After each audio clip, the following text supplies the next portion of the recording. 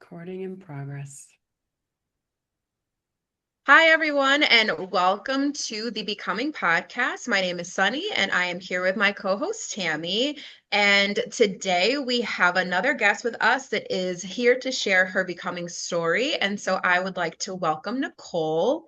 And so, just to get us started off, Nicole, please tell me what made you say yes to joining me and my story and my journey here through my MPH program and being a part of our show today. Oh gosh, let's see. Maybe I think for me is being part, like watching your journey and what you've been doing over the last couple years as far as schooling and where you're going with that, and kind of just being a little bit of a piece of that, moving forward.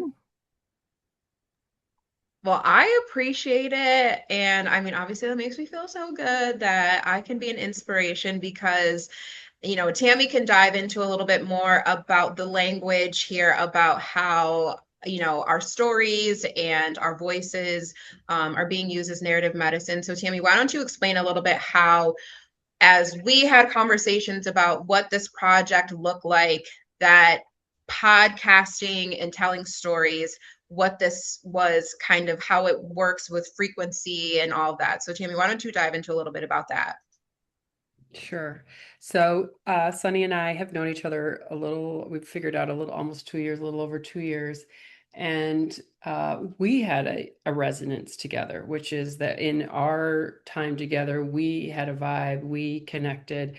And so, through all of that, and my company that I founded called Biophilia Pharma, which I've done a couple retreats and talking to Sunny about those, we paired up for her MPH program because when you listen to Sunny talk about her passion, essentially when you boil it down, she wants the voice of the person's voice who isn't being heard. And that could be any person. But for this particular podcast and the way that we narrowed down our project, we focused on women because of ancestral medicine. Because if you change the frequency of the mother who carries the mtDNA, which is the mother of your mother and your grandmother, when you change the frequency of that DNA in your vessel by living your truth and having a resonance and a coherence that is authentic, you yourself alone, Nicole, have the power to change all of your children's lineage backward and forward through what we call quantum field, mtDNA, and energy medicine, nuclear DNA. And so this is no longer woo woo. This is science. This is trackable through the umbilical cord that we were just talking about. And so we know that you telling your story in an authentic way with the energy signature of your voice will land with another person in such a way that it becomes a truth bomb that changes their field. And in your story, can they find the courage to do pieces or parts of what you did? It may not look exactly the same, might not look anything the same, but it might help them be courageous. And that's kind of the goal of this through story. We call these public service announcements because we want to educate the public on the power of energy medicine as a healer of our times. And so this is why we are so happy you had the great yes, because it takes a certain type of person to be able to say, I walked through this, I'm on the other side, and I want to help other people. So, what have you walked through? Um, I would say essentially walked through hell on earth and back. I would, so I guess background, I did the traditional life that I was supposed to do as far as what was presented to me through my family and what everyone in my family did. And then, or even beyond what everyone in my family did, I guess I was first generation college student. So me going to college was like a success story for my parents. And like, it was always spoke about like, I just want you to do better than we did. And so I think um, I went to college, I met the boy, we got married and, found careers and then, had the kids and did all of the things. And I think for me, um, I was very content, but complacent in that as well. And for years, I was raising children. So I was kind of caught up in that, like, we wake up, we survive through the day. And then at the end of the night, I put these kids to bed and then we get up and do the same thing the next day. My marriage was very nice. I think we got along very well. We aligned, I think, on a lot of things. I did a lot of the domestic things at home. I stayed home. I didn't work. And my then husband was, went to his job and was a good provider. So I think as far as like I would say not every, I think externally we had a very traditional hetero marriage where I was doing the feminine jobs and he was doing the masculine jobs and I was raising the children and everyone's needs were being met as far as um, traditional roles, I guess. I think I look back now and I'm kind of like, oh, I was kind of a trad wife and I didn't even really know at the time what that meant. But now I can look at it and identify as like, oh, that's kind of what I was doing. And I think that was what was Say expected what of that me. means for the listeners, because So not trad everyone. wife is just like traditional, like you stay home barefoot, pregnant in the kitchen, you do the laundry, you cook the meals, dinner's on the table when your partner gets home, your husband gets home, and just kind of going through those motions every day. I would say I wasn't great at all those things, but I did all those things because it was kind of like our roles were like he went to work and made the money, and I stayed home and did all the domestic things. And I enjoyed being with my children. Like I didn't want them.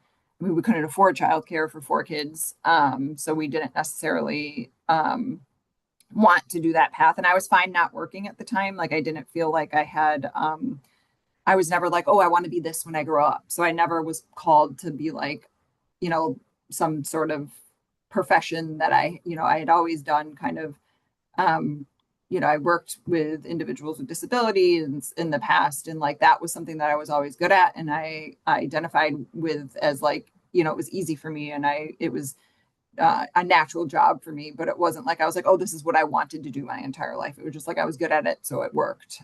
So when we started having kids, staying home was like the best option for me because it was like I wasn't very ever career oriented. And I don't think that I had ever anticipated having four children either. So there was, like it just kind of happened and they were 2 years apart. So I had four under six, by the time I had my fourth. So it was busy and there wasn't much, room for, like thinking about Nicole. things. Yes. Or yeah, or me. Um, so I would say by the time my youngest was like two, my ex-husband had gone through a little bit of a stage where he was a first responder, he had a head injury, and there were some things that happened in there that it was kind of like it was a very like 18 months of like high stress for me because we had a newborn, we had these medical issues, like mysterious at first until we identified what it was. So there was some pieces of me that were kind of like I was at my like like breaking point. I think both of us drank a lot. Both of us kind of like that was like our stress relief, right? Like get the kids to bed, have a couple of drinks, or we had a live-in sitter at the time, so we can go out for the evening and not worry about having to get home at a certain time. So I think we kind of got caught up in that cycle a little bit, unhealthy cycle. And then I would say I at the time I participated a lot in a lot of mom groups, like at the YMCA, at a church that my ex-husband highly encouraged me to participate in, which was not something that I had any interest in, but it was more of like I was complacent and was like, oh, okay, cool. You want this? That's fine. I can, and I would do things like that. Like we were both raised Catholic. We both went to Catholic schools our entire life. I do not identify as Catholic. I did not identify at the time as Catholic, but it was something that he was very much like, this is important to me and I want the kids to have this. And I was like, what, I'm not going to fight you on it. My dad's Native American. So I think for me, I had always had this inkling of like, I kind of erred more on the side of like a spiritual person as opposed to like a religious Catholic individual. And there was a lot of things that in that I didn't agree with. In hindsight, there's that will come out, I guess. And then um so in that I had a lot of women around me that we kind of just like relied on each other, and we like met up and was like, I didn't sleep last night. Oh yeah, me neither. This kid is sick, or so it was this, it was a nice place to meet people that were in the same, like a similar stage of life, I guess.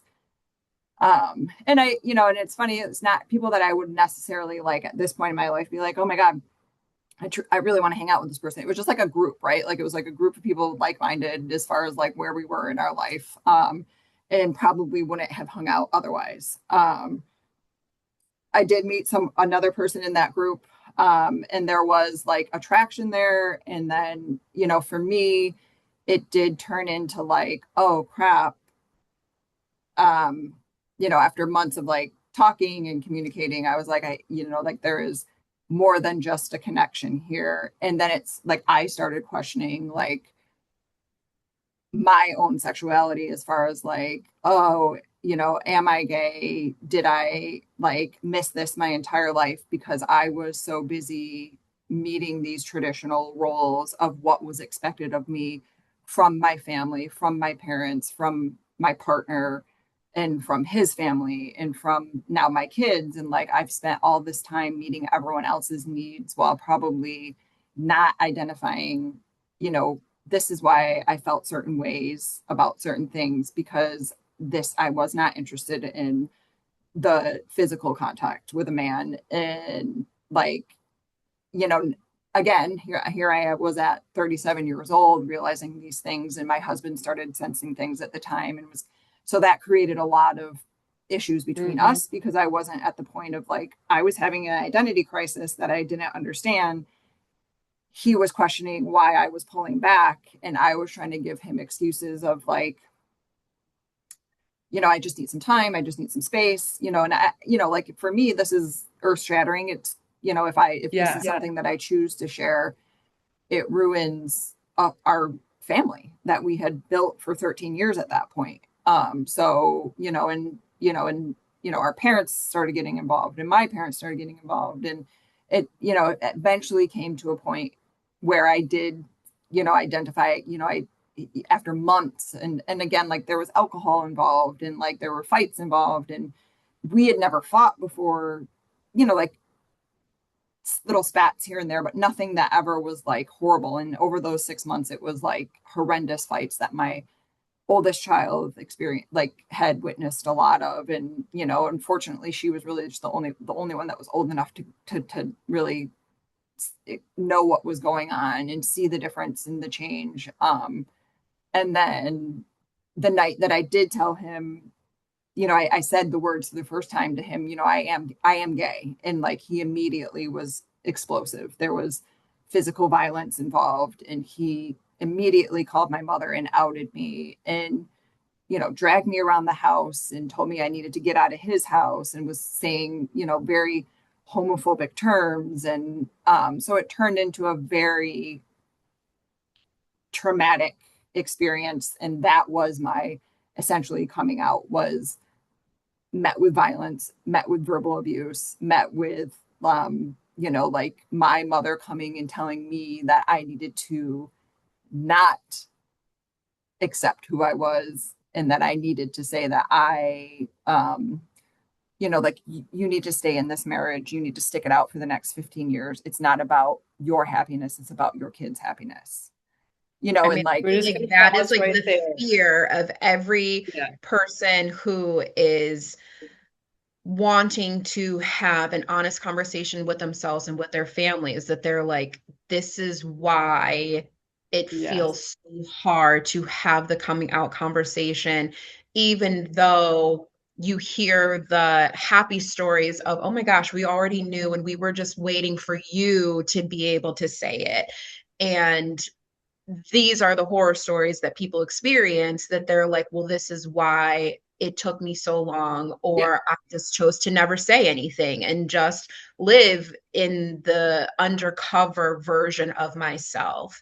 Mhm. And I want to kind of go backwards a little bit, Nicole, and think of, is there like a moment, or were there characteristics of yourself that you recognized at some point, like, I am not being my authentic self, I am in just a state of survival, or I am just trying to fit in, I'm just trying to belong?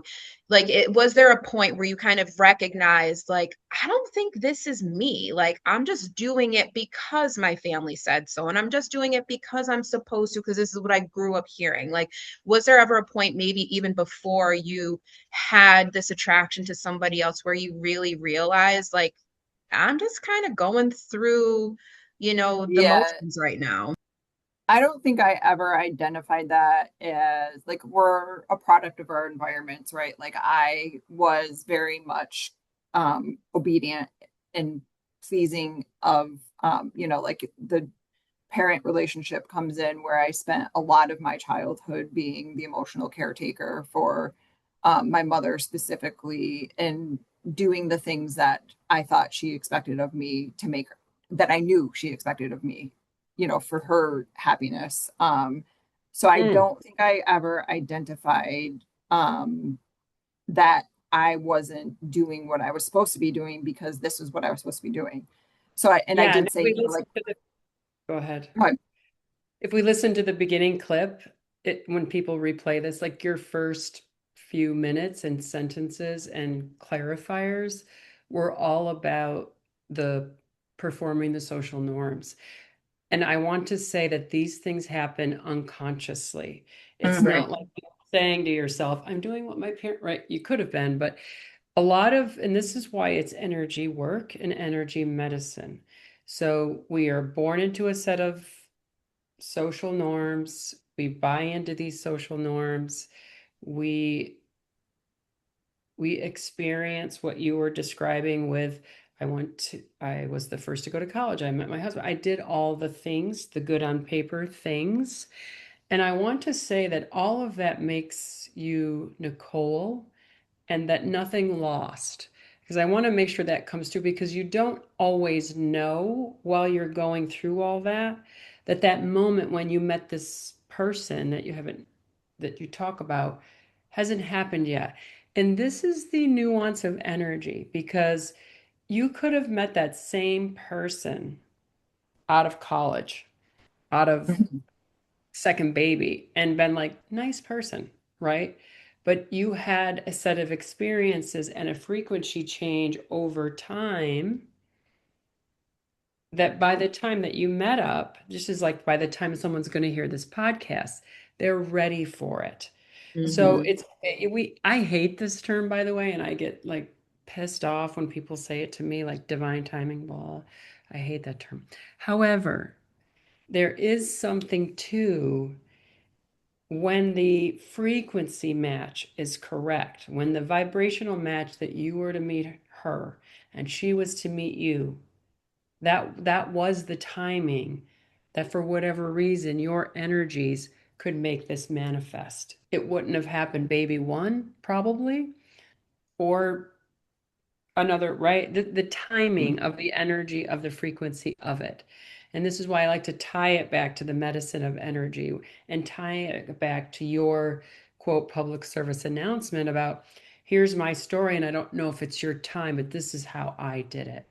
So you were going along with life, you have your children, you meet this person, you have a feeling, you grappled with the feeling, you were brave enough to share it with your family, your husband, and then he decided to do whatever, right? And I love how you describe him in the beginning.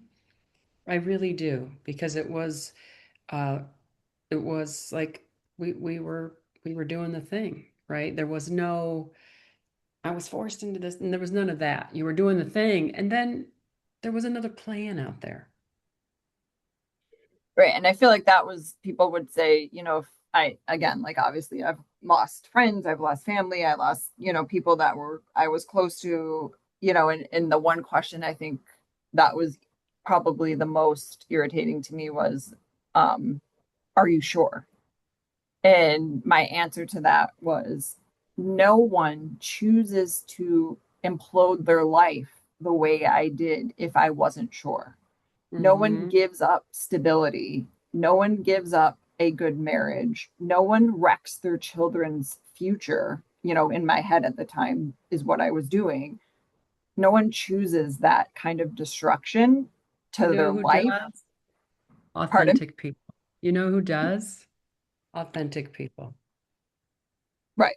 And it was so, and no, and I don't think that Courageous. anyone can Right, because again, understand that. right, there are people that, to your point, that they would just choose to carry on. And, Mhm. I think that is the I'm willing to sacrifice being my authentic self to continue to fit standards and norms that society has placed into my upbringing and status quo. And right, for the sake of my children having the hetero norm, two parent household, I will hold out for them.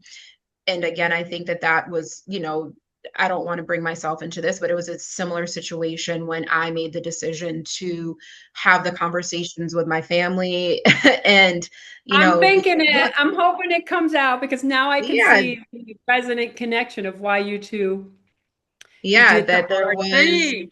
You two did the I hard met thing. I met Nicole post separation while I was, a single parent, but I did meet her while she was still in her marriage and, was one of the friends who was like, I'm here for you. Like who you want to end up with, I'm here for it.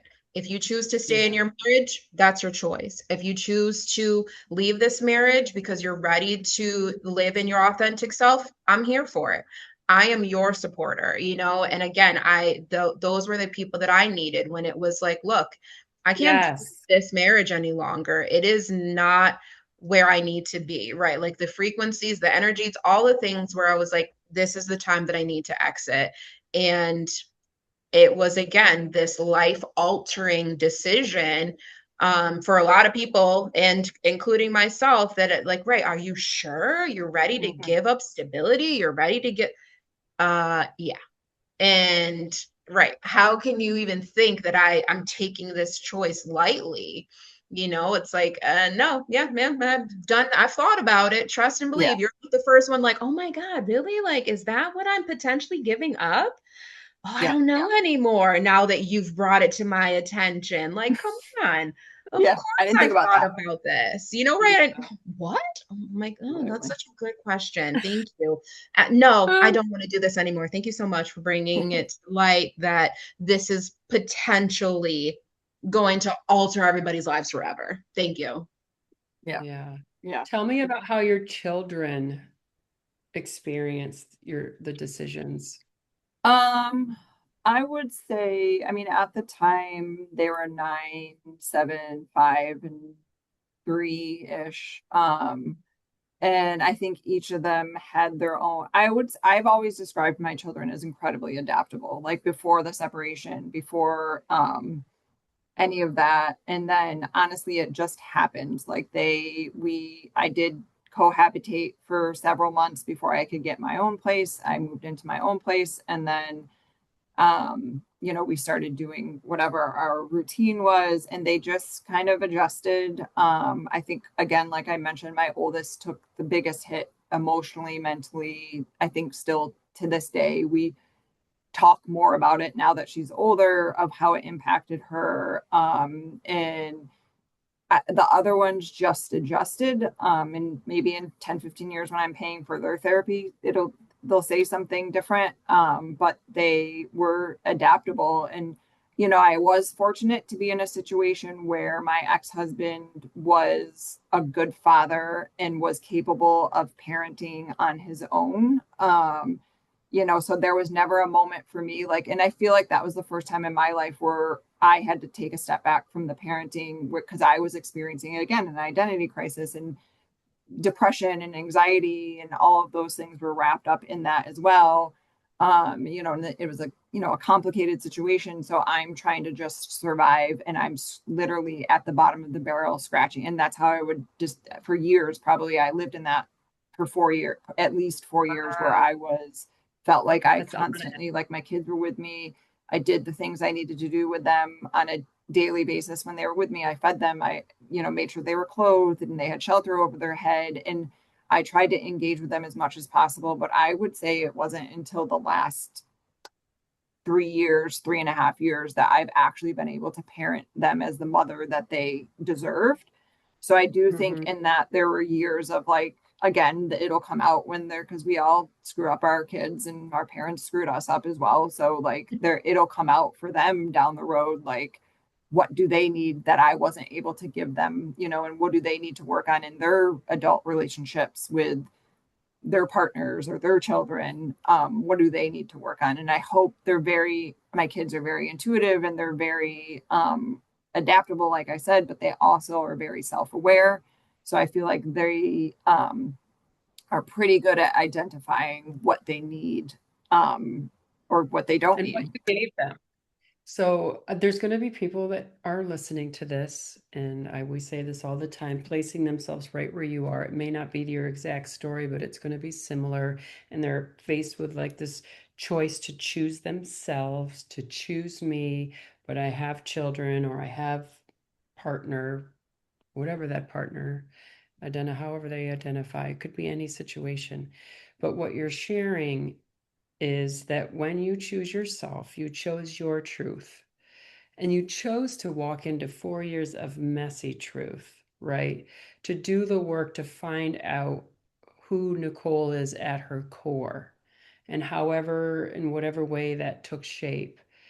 So what we like to do in these moments when you share that is to say, like, what were the things? Because 4 years is such an honest, I loved it because it was one, it's your truth, but you don't just make a decision and then life is happy because you found someone, right? It's a adjustment of like the new co-regulation skin, the new nervous system without the husband and the stability, all the labels of the good daughter, all the re-co-regulating of the nervous system that has to happen. And there's no timeline on that. So what were some of the things that you did to kind of find the new cadence of Nicole family life?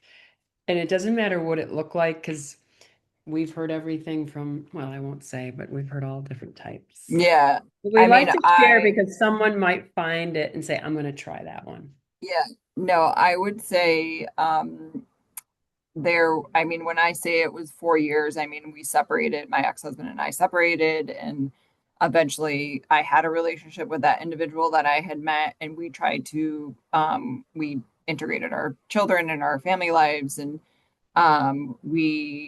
it did not work out. And I think again, at that point was struggling with the loss of stability. Now I'm the breadwinner. I'm the one who needs to be, like doing all of the, like financial things. And I had barely adulted at that point because I had worked for several years and then started having kids. So I was starting a new career, which I was fortunate to find a place where I was working and able to move up fairly quickly, so that I could support myself. The divorce went horribly. I was terrified of him. I mean, horribly from my perspective because it went great for him. So I kind of agreed to everything that he wanted because I just was very scared and triggered by him. And we went through mediation upon his request, and I took no money. I took some of the house money to be able to buy my own house. So I kind of put myself in a position of like, was starting from ground zero. And And we when are the still working relationship, on that, as you yeah, know. literally. I'll be like, I'm Nicole, the I'll be like, there are things happening. I'll be like, do not allow old Nicole to be in charge of this situation. I'm like, new Nicole needs to stand up for herself and say, this is how it's going to be. And if I need to get legal involved, then I will. I was like, nope, we're not falling into old habits when it comes to this person and situations that arise, because again, there are still some minor children involved. And I was like, so you still have plenty of years to have to do the co-parenting life. And I was like, you cannot let old habits drive the new life. I was like, no, no, no, no, no. So every time, like, she'll send me screenshots and text messages, and I'll be like, let's talk through this. How are we Yeah. going to handle it? Because we cannot let passive Nicole resurface. Yeah. Yeah, And I I'm mean, thinking of the book Fawning. Have you ever read that book? mm-mm.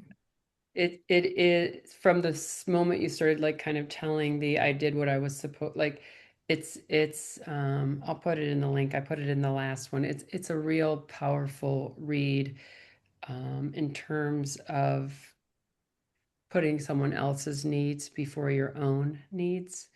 Mm-hmm. And it's um it's a good read.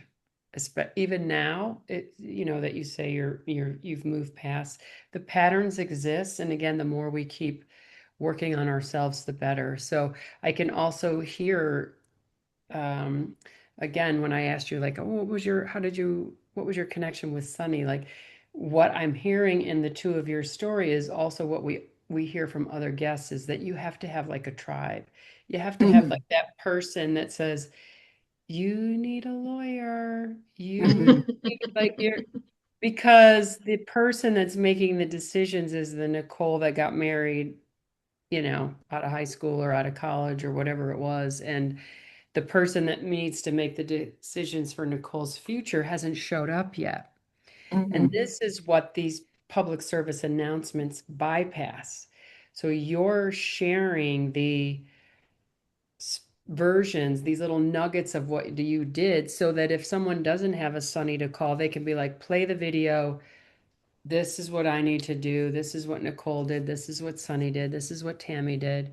Right. And you're helping people bypass these kind of nervous system stuckness, if you will, or not even not knowing because you don't necessarily know what you're going to look like after as the becoming unfolds. You're always becoming, but that next version, the Mm-hmm. 2.0 Nicole version, the decisions she would make, if you'd have asked, we asked this question, but I want you to finish some of the things that you did, because the other question we asked is like, what would the Nicole today say to that Nicole that was living in the house Mm-hmm. that just left? But that's Sunny's after question. But right now I'm still trying to I'm giving, because what I like to do and what we like to do when it's over is put out like, here's what Nicole did. So Mm-hmm. what I've heard so far is like the biggest thing is like you made the choice. Mm-hmm. You did the hard thing. You made that choice to say out loud, like, I'm questioning our marriage. Yeah, and I don't know at this, I don't like the word choice.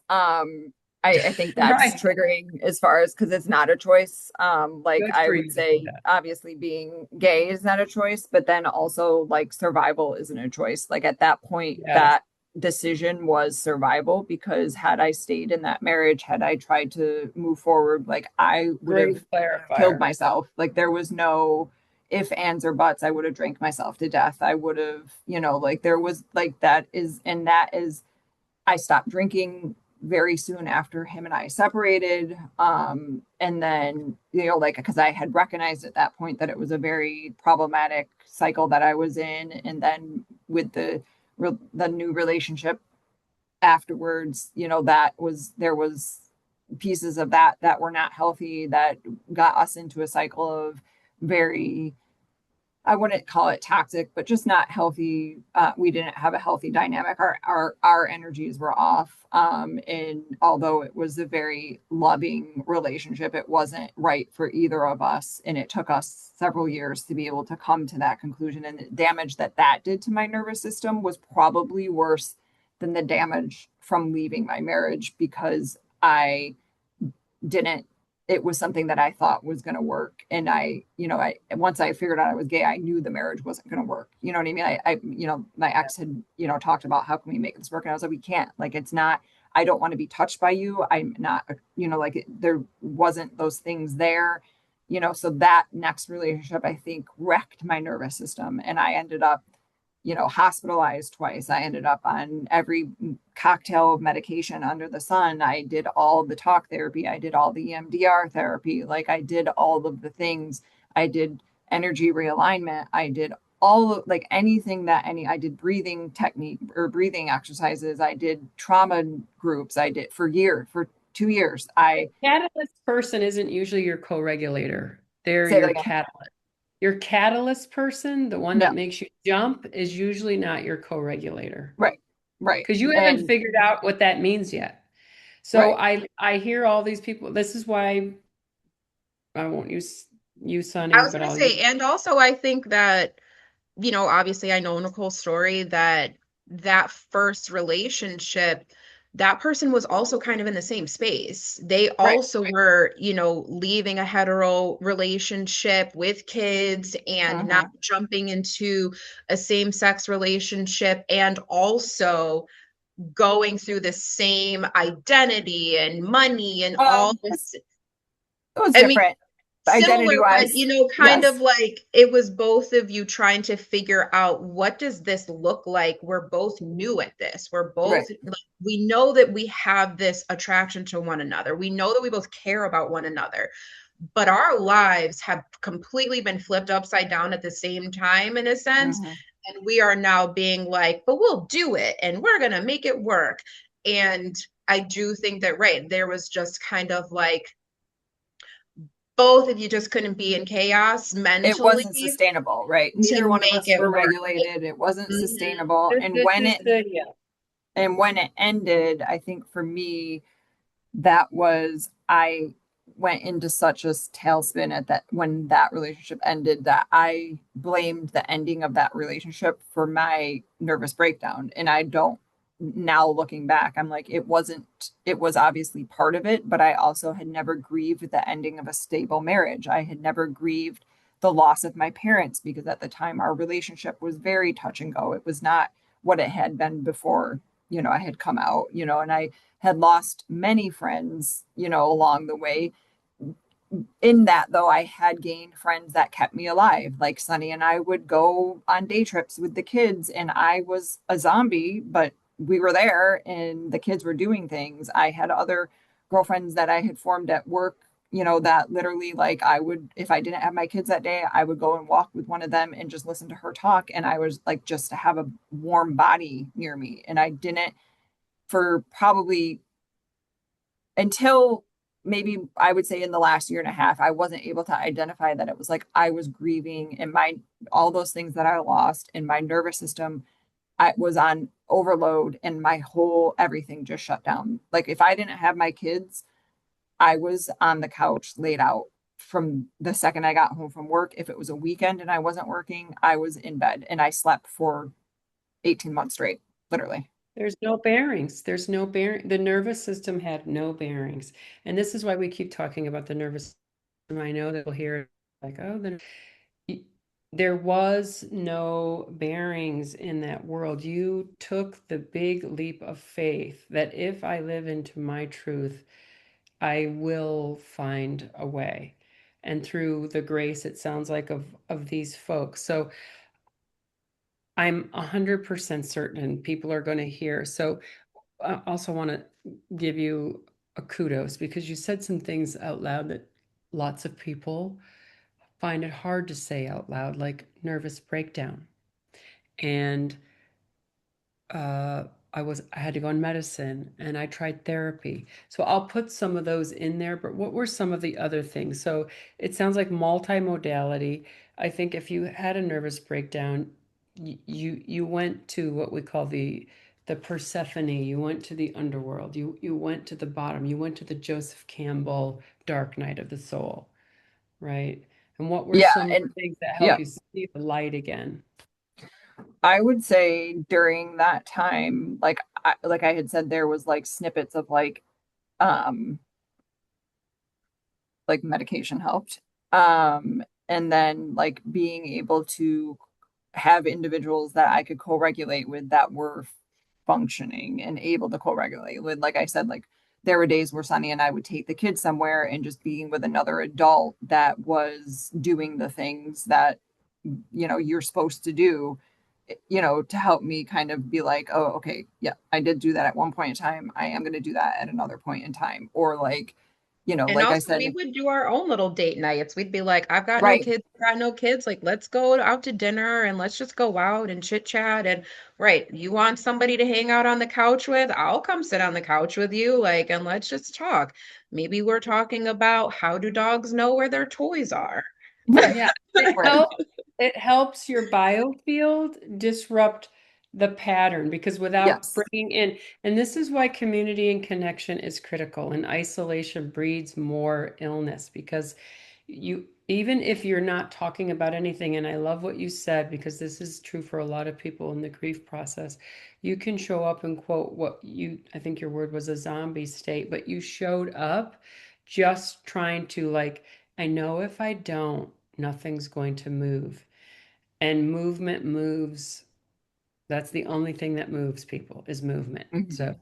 movement to go out with a friend, movement of your body, movement in a thought. But you got out of your head and moved the body, which is essential in like the keeping it going process. Even if it felt like I'm just here. Mhm. I'm just And that's here. what it was. A lot of that was is like I just need to be with someone else that is functioning at this point. Like I need to be or and I need to be with, there were people that I was like I knew that I had to avoid, and so I didn't call them and be like, hey, can you hang out? You know what I mean? And then there was other people that I was like, I feel safe with them. Like I need a safe space. I can't be with someone whose energy feels like draining or not Yes.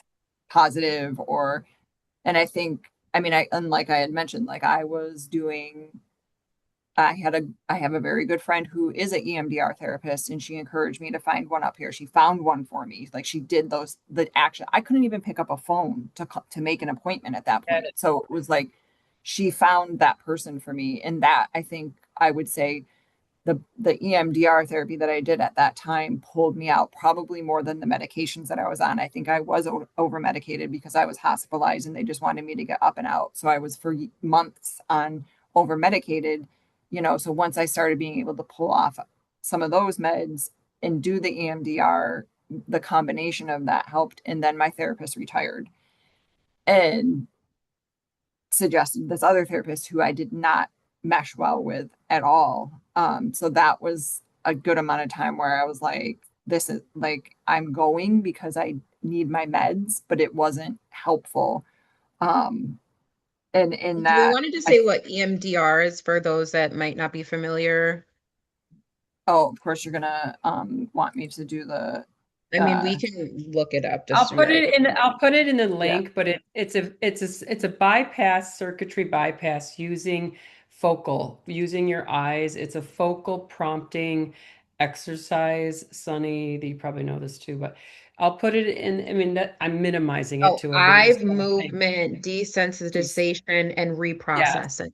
Yeah. So I'm doing this because this is part of what like they take you Mhm. through past things and questions using this.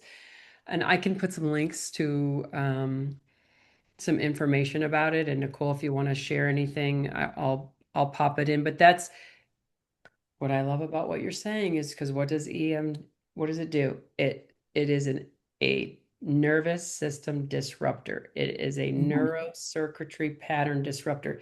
It won't do the same thing. It won't allow your brain to do the same route that it wants to do in your neurochemistry. So it's like a bypass system, but it's not like spiritual bypassing. You're dealing with it, but you're doing it through rapid, frequent eye movements and memory. And again, I'm dumbing it right down for the purpose of this show, but that's the gestalt of it. And it has some profound impacts on people. There's lots of um, evidence in the veterans Mhm. circle too for the work on that. So you talked about a lot, and I love that you even brought up medicine because I think people think because we're pro energy, we're anti medicine. No, we're pro what works for you and that is good for your nervous system and for your body. We don't make judgment on the choices you make for your path to wholeness. So I love that you're bringing up all of that. I don't know. Do you want to? So let me just recap because I always want to make sure I have this. So you will put medicine in there. You walked. So when I heard you say I went walking with friends, my brain goes into embodiment, movement. Movement moves motion. Mhm. Motion moves energy. So Mhm. co-regulators. Um, and then you said therapy. And how about for your kids? Because I know that people are going to be like, the kids, the kids. Yeah, I think again, like in that stage of my life, it was very much survival. Like I didn't have anything more to give to them besides survival. And there are still days now where my kids will be like, Mom, remember when you were depressed and you didn't get out of bed? And I'm like, Great, thanks for the reminder. And but they recognize that. And I never was like, oh no, that didn't happen. Like I'm very upfront with them. Like, yeah, I didn't get out of bed because I was depressed, or like, I was so anxious that I couldn't like function, but you Mhm. had food and you had clothes and you had a house over your head. So I'm sorry, but I think you're doing okay. Like so for me, it was very like I was giving them all that I had at that point. There wasn't anything Yeah. else. Yeah. And I think And for you were giving me, them the gift of you healing. right. But now, like, I will even say now to this day where I am, I would say, on this day, this is the best I have been my entire life because I'm, living the life that I, set out to live when I did say those words, right? Like, so it wasn't easy. It was 7 years of like, up and mostly downs. And then, I met my current partner, my wife in probably like about almost 3 years ago, and we hit it off right away. And it was hard for me because it was during a time where I was starting to do better. And I Mm, remember when I met her in our relationship, I was like, I want to take it slow. I don't want to jump into anything. And for me, there was in the back of my head, like, a fear of like don't just jump into something to jump into something. But then like for me it was like, but you're co-regulating with this human who also is very self-aware and very aware of their own journey and has done their own work, as opposed to like getting into another critical. situation, right? So Critical. like but I still question that, right? And I still to this day like I'm in therapy, I'm back in therapy, like I'm back doing EMDR because there's things that I struggle with that happened during that time period. The guilt of not parenting my children the way they should have been parenting, or giving them the mother that could have been, like I wasn't capable of it, but I still have that guilt, right? So, like, for me to kind of walk through that process of like letting go of the guilt, like the divorce mom guilt, or, like the guilt of like, I need to do more for them now because I didn't do enough for them then. So those Mm. are still things that I struggle with. And then like with my current partner, my forever partner. But like Your legal partner. my legal partner, my wife, my, um, and we like for me to be able to show up to her as like the best person that I can show up to her for, like there are things that I have that are triggering, in our relationship, not malicious or anything, but like I will relate things that have happened in past relationships to my current relationship. So I'm like, I recognize those are things that need to be worked on. You know what I mean? So I don't want to say like, oh, I did all this therapy and I was on all these meds and now I'm barely on any. I literally am off all meds, for the most part, except, if I have like PRNs that I take them as I need them, but very minimal. And but it doesn't mean for me, like, I'm very much like, I need to be able to go to therapy. I'm not great with talk therapy because I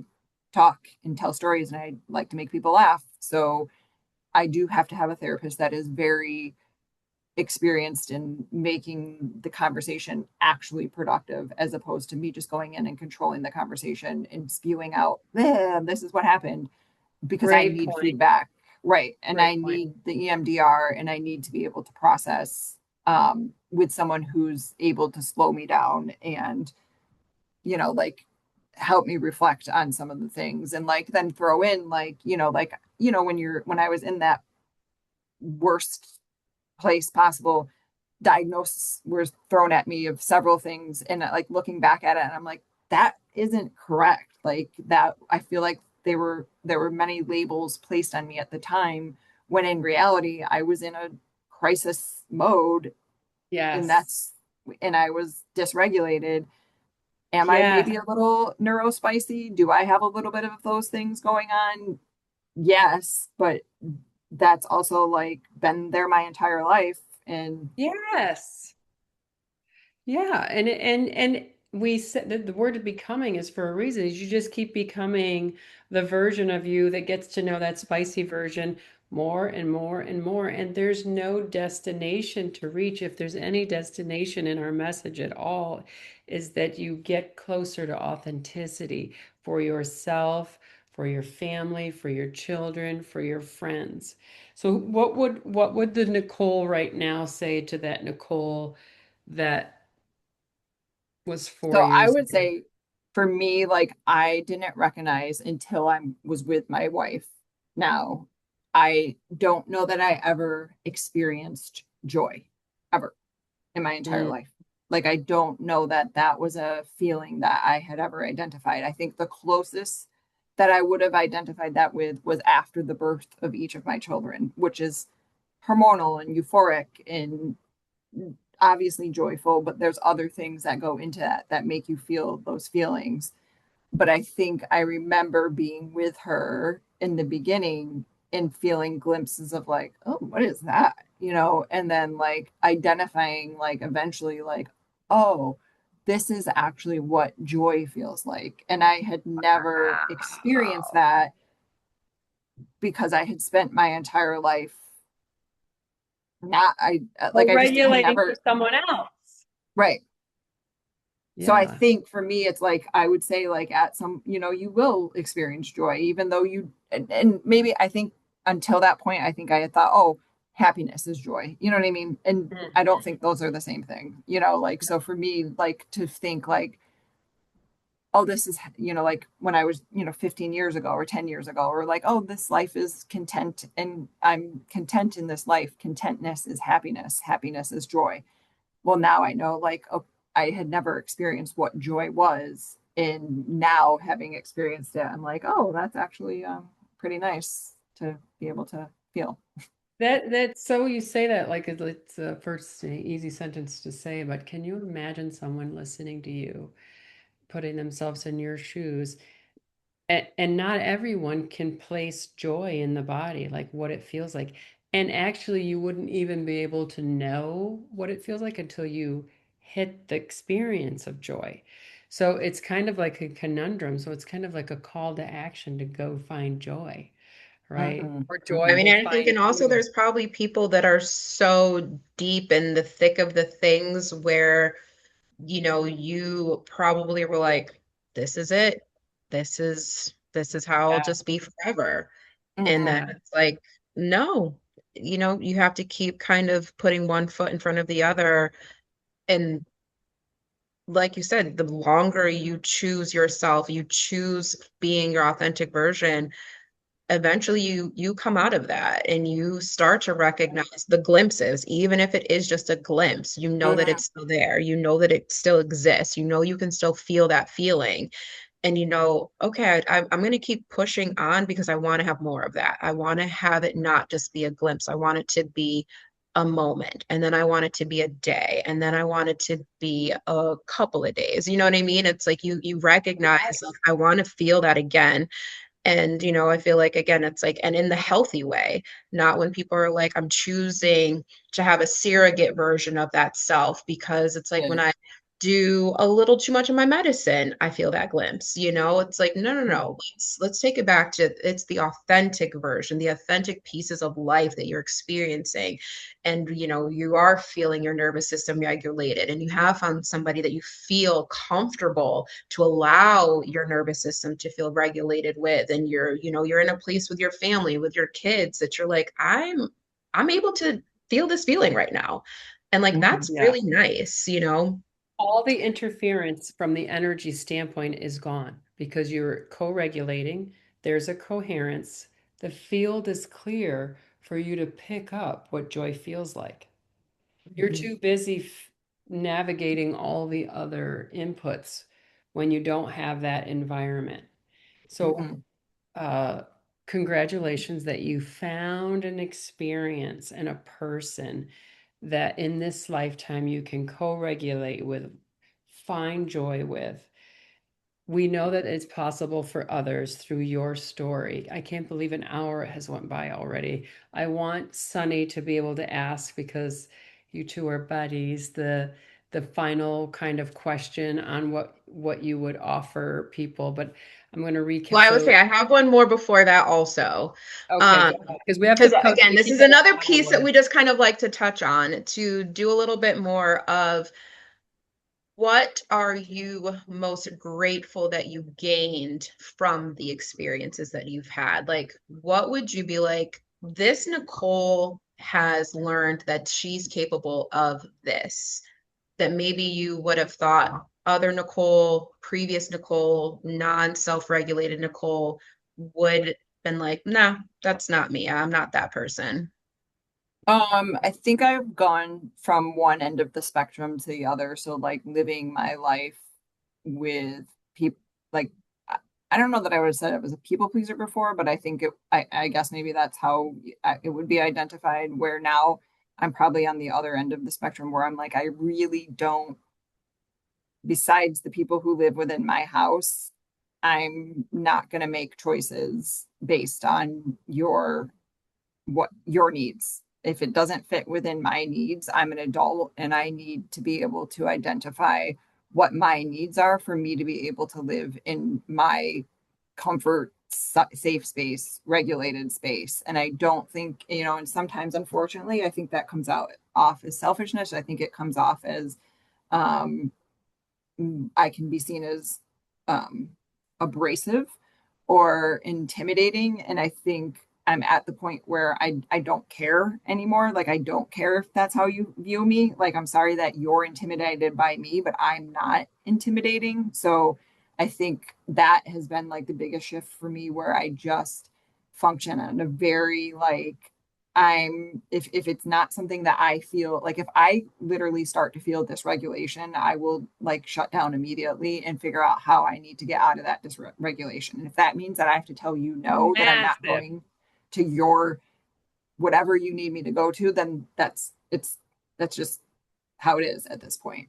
Where I think Yeah. maybe probably 10, 15, 20 years ago, that was not the case.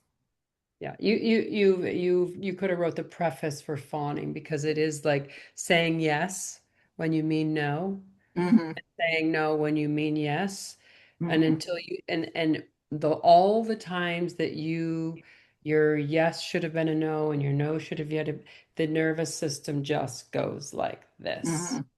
And for Mm-hmm. you to protect your nervous system and the nervous system of the people that you love is a public service announcement. Mm-hmm. It And I really is. also think that with that kind of self-awareness, I think you have also been able to pick up when other people are experiencing that and being able to call it out. And I think obviously with your work that you are Mm-hmm. able to say, I understand what it feels like to be put into a box that I don't fit in. And I Yeah. Yeah. want to make sure that that is getting called out. and I want to make sure it's done in a manner where the person that I'm doing the calling out for understands that this is not a, I'm outing you. It is a, hey, this space is not serving anybody right now. So let's address the elephant in the room, that we're not being, equitable in this situation, that you are Mhm. asking something of somebody that is not responsible. And I think that that is a big piece of, from your own experiences, you're kind of like, no, no, no. Like, I'm going to stand up for this person Right. because they need somebody like me to be able to say, I've walked in your shoes, and I'm able to say, I'll speak up if it's not going to get addressed. Yeah. Mhm. We're really hearing in all of this too, this kind of phrase we've been saying with other podcasters, and it's one that I found when I was, I won't say when I was going through my grief, while I'm moving through my grief process. Uh, I am wholly advocating for the phrase I require. So if I'm in relationship with you, I require emotional safety. If Mhm. I'm in relationship with you, I require co-regulation that looks like this. These are my requirements for you to be in my home. These are Mhm. my requirements for you to be in my car. These are you like, and that sounds like, well, who are you? Okay, well, I'm Tammy and I'm taking care of my nervous system, and this Mhm. is what I require. And I think if you understand it, like that we're going to get along and it's going to work. And if not, we're just not meant to co-regulate together. We're not Mhm. meant to be in the space together. And I want to know, and this is the part of the beauty of relationships, which is why I love being with Sunny. I want to say, like, I want to know what you require, Nicole. I want to know what you require, Sunny, because as a divine human, also wanting to co-regulate and not live like a hermit on a hill, what do you require? So that I can also offer you what you need to co-regulate, and that creates community. Mhm.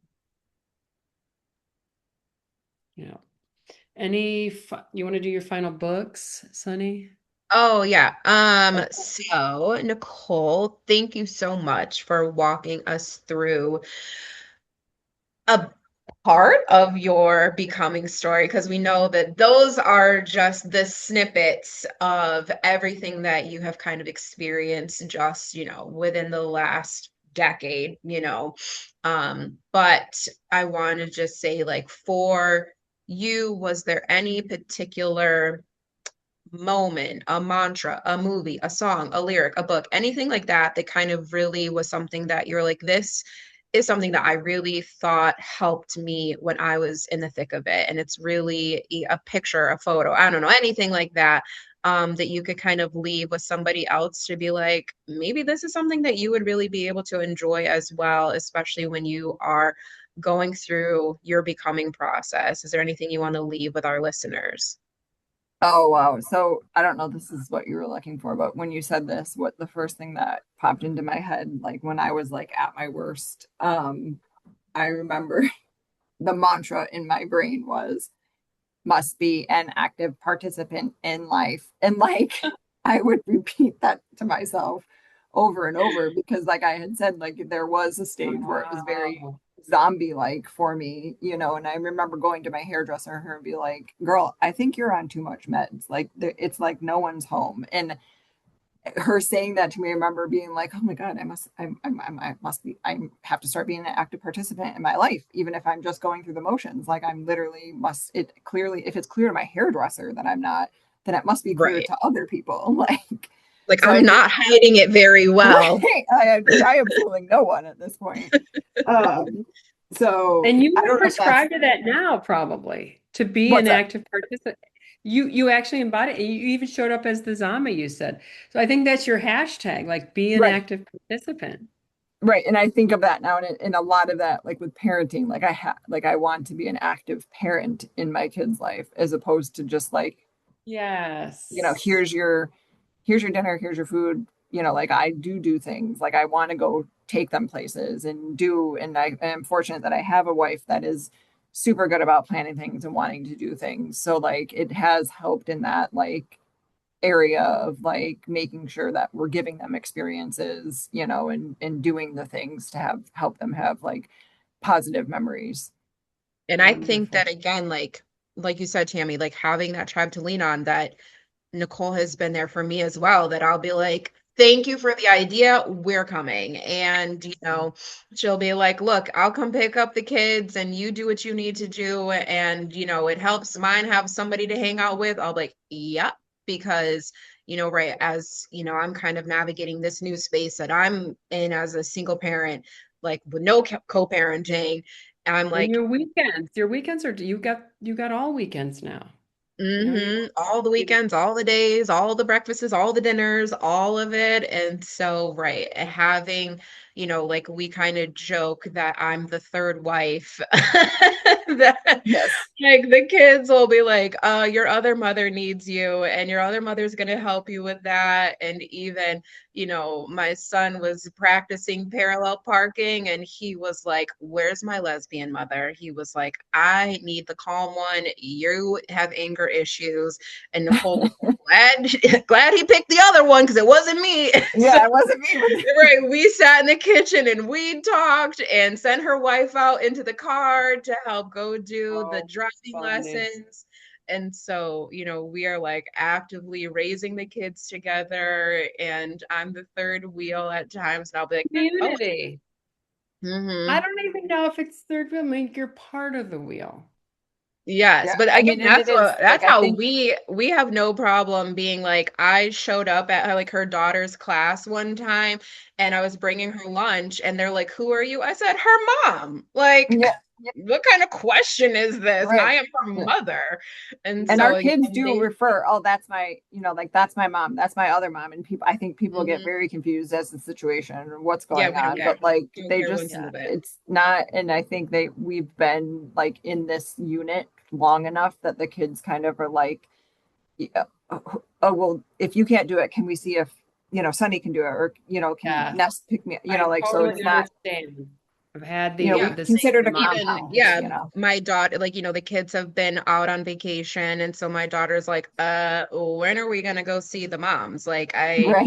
I need to see them. Like, I don't even care if the kids are there. Like, I want to go over there and, check in, see what everybody is up to. You know So, why? Because they feel the resonance of joy. And mm-hmm. Their I will nervous say, system wants joy. and I think so, like to bring it full circle, like I think about now, like I had said, like I have lost, people along the way that I think maybe 10 years ago I thought were going to be in my life for, my entire life. And like this is my best friend, or this is my maid of honor, or this is, like this is the person that I had always thought was my person. But I also was very good at like I have surface relationships and I have under the surface relationships. And I think for me, um, I think the What older do we I've call those? gotten, what's The that? shitty friends. Well, also you have relationships of resonance and you have relationships of obligation. Right. Mm-hmm. And I So think I've lost a lot of patience for anything that isn't, fulfilling for me or for the other person. And yeah, I think I look yeah. back and like I said, like I don't know that Sunny knew at the time, 5 years ago, the impact that like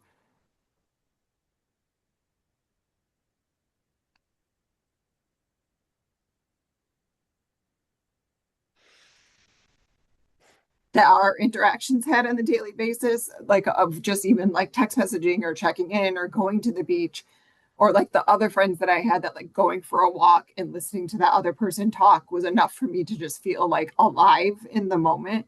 And I look at those relationships now and I'm like, those are the ones that carried through, that I still have today. That like 5 years ago, there were things, people that I had to be like, you know what, this isn't, if you can't handle me at my worst, then you certainly don't deserve me at my best. So like, Good. like Yeah. those were the kind of people that kind of just like, and there might have been a moment where it was like, okay, I'm also very good at like, you're done, and I've done that with several people, but there's also people that have just kind of like fallen off that just, it didn't feel healthy anymore. So I feel like, looking now back, like in hindsight, it's like those people that had stayed with me like at my worst and were to able to like experience that with me and stay there are the ones that are like here on the other side. firewalkers, and they'll be there forever because Yeah. they are firewalkers. They do not walk away when the heat rises, and they don't play Switzerland, and they don't, you Hmm. know, yeah, all of the things. Yeah, everything you're saying, I'm 100% sure will land with people who've experienced exactly that. I know a lot of it is like r- dead center for myself when I'm hearing your story. So 100% appreciate the transparency that you're offering because Sunny recently lost her ex-husband and I recently lost Mel and all of why it's dead center because it's all hitting right there on the resonant obligations and the coherent good for your nervous system regulations, and it doesn't matter anymore because now Hmm. it's taking care of yourself. Does anything feel left unsaid before we close for you? Because this is your story. I don't know that I answered Sunny's last question, but I mean, good enough. be an active You participant. answered it with you did. I wrote it down. You gave us the what's that? Anybody but you. Yes, it was very. Just That'll be part of the clip.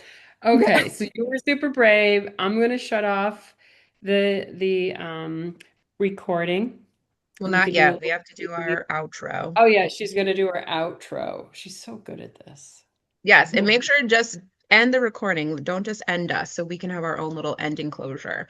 But yeah, so Nicole, thank you so much for joining us. Thank you so much for your vulnerability. And as we know that these stories, they're healing and telling them and talking about them. And, we know that this is going to land with somebody who has their person that they are able to be like, that's my firewalker friend. That's the person that is going to be with me through the thick and thin, the good, the bad, the ugly, when I'm just sitting on the couch and she's right there with me. And we're talking about how bad our dog's breath stinks and how do they find their toys. It is a deep conversation Nicole and I have had many times. But we appreciate all of what you shared with us. And thank you for being a part of my journey, as I work through my master's program, taking the time to talk to women, to hear about their stories. And so, thank you everyone for joining us. We encourage you to tune in for another story. Look back at the videos we have shared, like and subscribe, and you can find us on YouTube and Spotify. And again, thank you so much for being with us tonight. Thank you, Nicole.